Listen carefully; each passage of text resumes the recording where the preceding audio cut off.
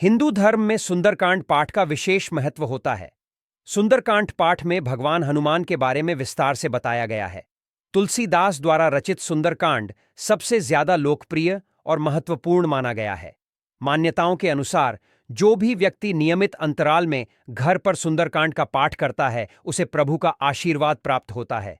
हिंदू धर्म में सुंदरकांड पाठ का विशेष महत्व होता है। सुंदरकांड पाठ में भगवान हनुमान के बारे में विस्तार से बताया गया है। तुलसीदास द्वारा रचित सुंदरकांड सबसे ज्यादा लोकप्रिय और महत्वपूर्ण माना गया है। मान्यताओं के अनुसार जो भी व्यक्ति नियमित अंतराल में घर पर सुंदरकांड का पाठ करता है उसे प्रभु का आशीर्वाद प्राप्त होता है।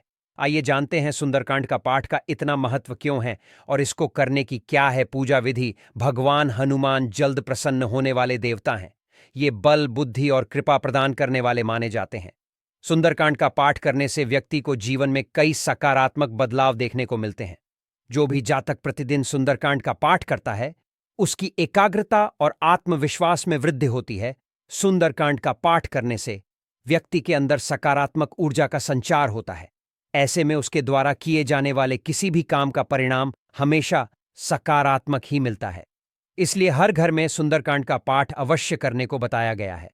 सुंदरकांड का नियमित पाठ करने से व्यक्ति के अंदर से नकारात्मक शक्तियां दूर चली जाती हैं। संपूर्ण रामायण कथा श्रीराम के गुणों और उनके पुरुषार्थ को दर्शाती है, जबकि सुंदरकांड एकमात्र ऐसा अध्याय है जो सिर्फ हनुमान जी की शक्ति और विजय का अध्याय है। सुंदरकांड पढ़ने के कई लाभ मिलते हैं। मंगलवार के दिन श्री हनुमान जी की पूजा अर्चना होती है। इस दिन सुंदरकांड का पाठ करना बेहद ही शुभ माना गया है। सुंदरकांड में हनुमान जी द्वारा किए गए महान कार्यों का वर्णन किया गया है। अखंड रामायण पाठ में सुंदरकांड के पाठ का विशेष महत्व होता है। अखंड रामायण का पाठ खत्म करने पर सुंदरकांड का पाठ अलग से किया जाता है। सुंदरकांड में हनुमान का राम से पहली बार मिलना, लंका प्रस्थान करना, लंका दहन से लंका को फतह करके वापस लौटना जैसे घटनाक्रम सुंदरकांड में दर्ज है। संपूर्ण रामायण कथा श्रीराम के गुणों और उनके पुरुषार्थ को दर्शाती है, जबकि सुंदरकांड एकमात्र ऐसा अध्याय है जो सिर्फ हनुमान जी की शक्ति और विजय का अध्याय है। सुंदरकांड पढ़ने के कई लाभ मिलते हैं।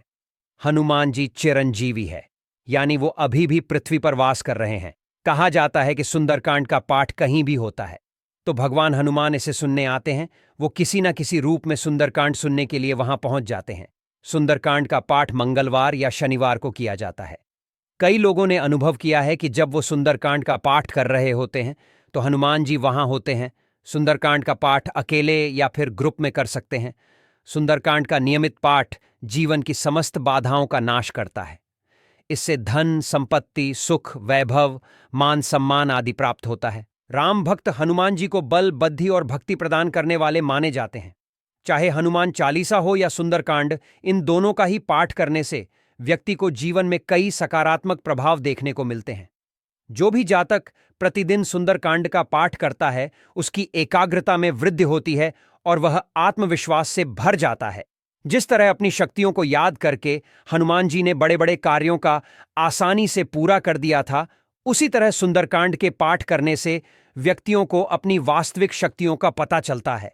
अपनी वास्तविक शक्तियों को जानकर व्यक्ति कई बाधाओं से पार पा जाता है। सुंदरकांड के पाठ करने से मानसिक रूप से भी व्यक्ति मजबूत होता है और विरोधियों को परास्त करता है।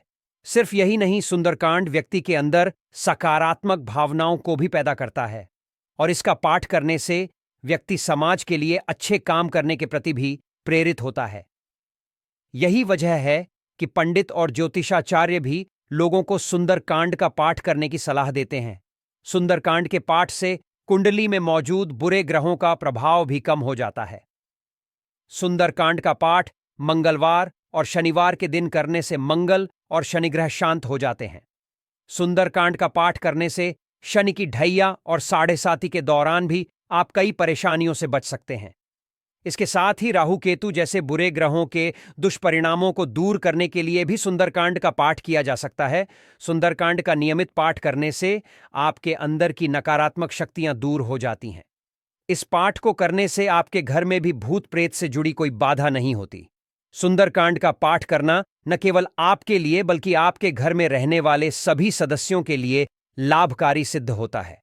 सुंदरकांड का पाठ यदि आप नियमित रूप से ना भी कर पाएं तो सप्ताह में एक दिन तो अवश्य करना चाहिए। सुंदरकांड पाठ करने की विधि। सुंदरकांड का पाठ करने की कोई विशेष विधि नहीं है।